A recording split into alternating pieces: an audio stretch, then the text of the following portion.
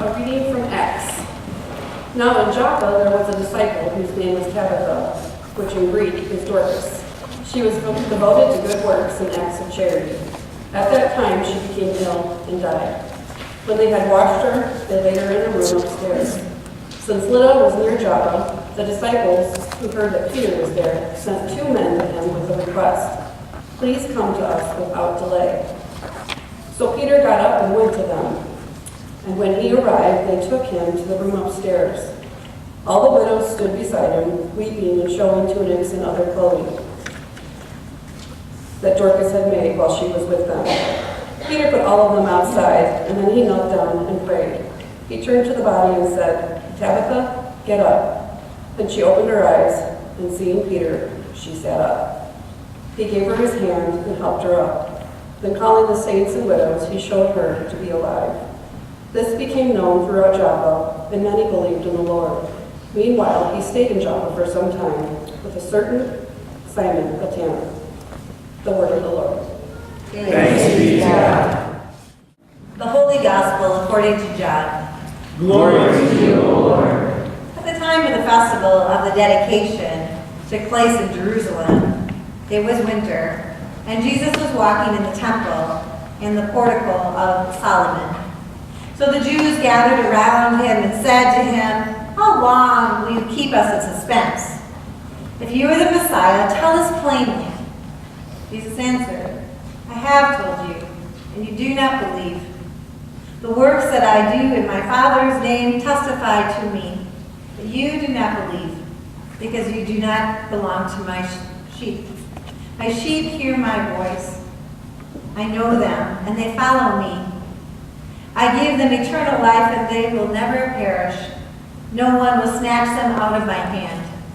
What my Father has given me is greater than all else, and no one can snatch it out of the Father's hands. The Father and I are one." The Gospel of the Lord. Praise to you, O Christ. You may be seated.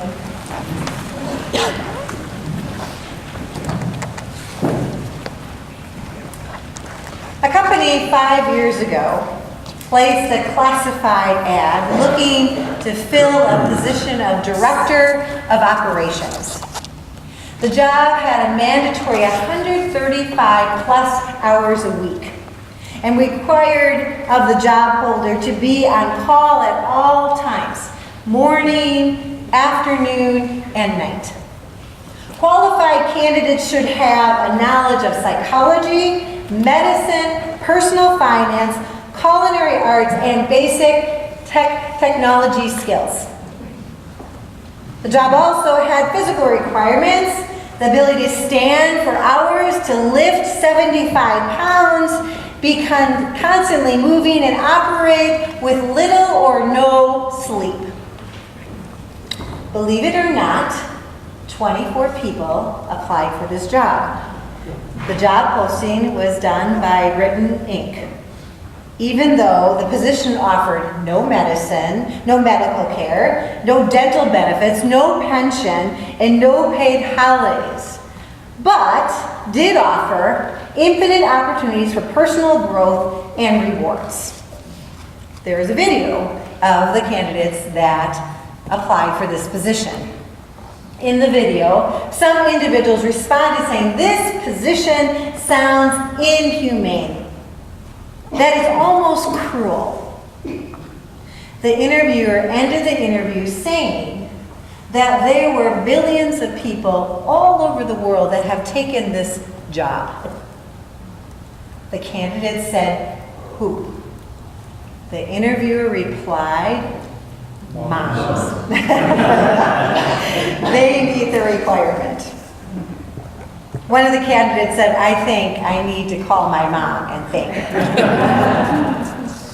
The video is a fun way to acknowledge and tribute moms, but also dads, and the ordinary things that ordinary parents daily do, which is extraordinary.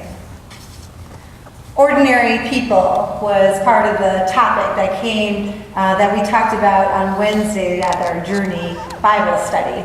We've been studying the book of Acts, and chapter 9 was the assignment for this week. We covered in the beginning of chapter 9 is the conversion story of Saul, who turns to be Paul, and he was his predominant leader, and he wasn't all that ordinary. But in contrast, compared to the Tabitha story at the end of chapter 9, and there we noticed how it was ordinary people that were being called. In the story of Tabitha, we see ordinary people doing ordinary things with extraordinary outcomes.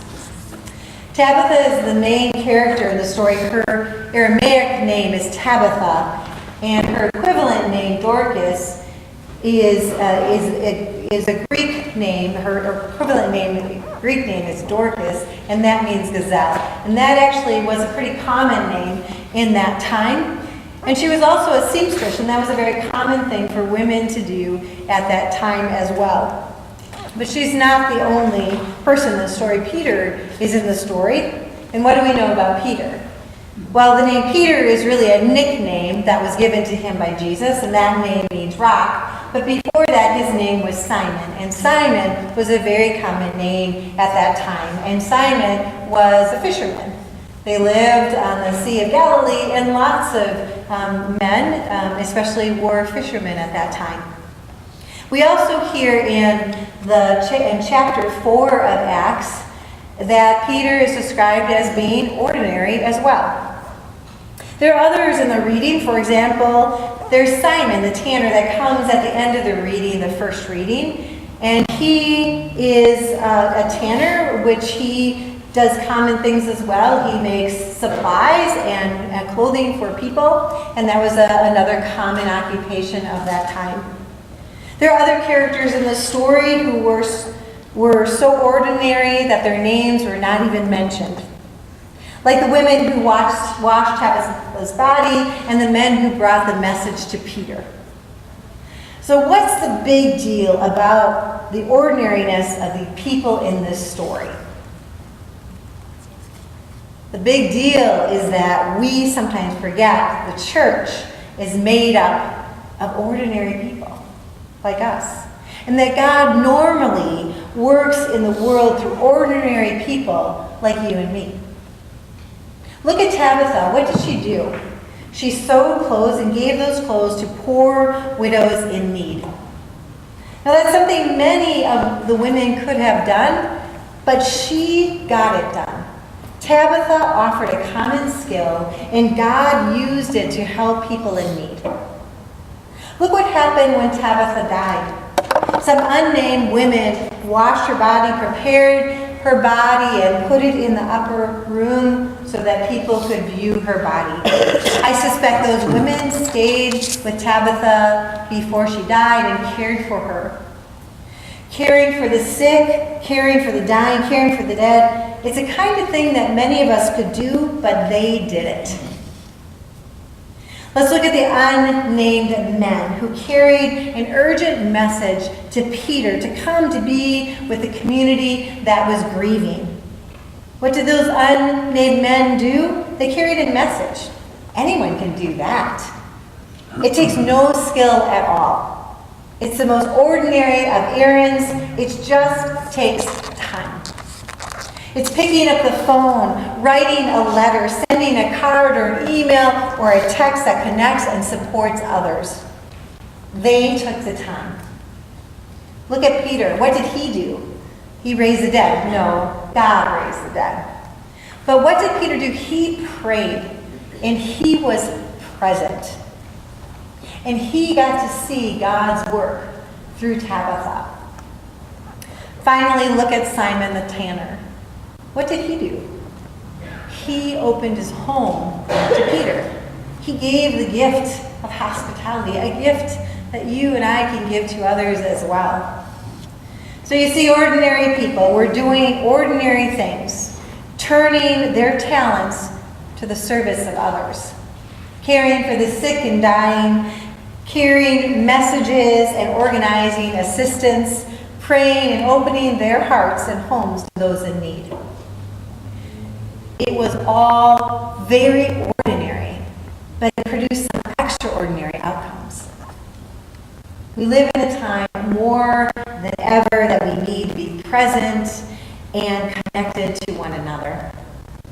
As ordinary as that seems, I believe that making an effort to engage in our neighborhood, in our community, in our world can make a difference and will make a difference as we carry Christ with us and the teachings of Christ with us. May you be okay with ordinary. May you be open to God's work through you and who you are. And may you know that Christ makes ordinary extraordinary. Amen.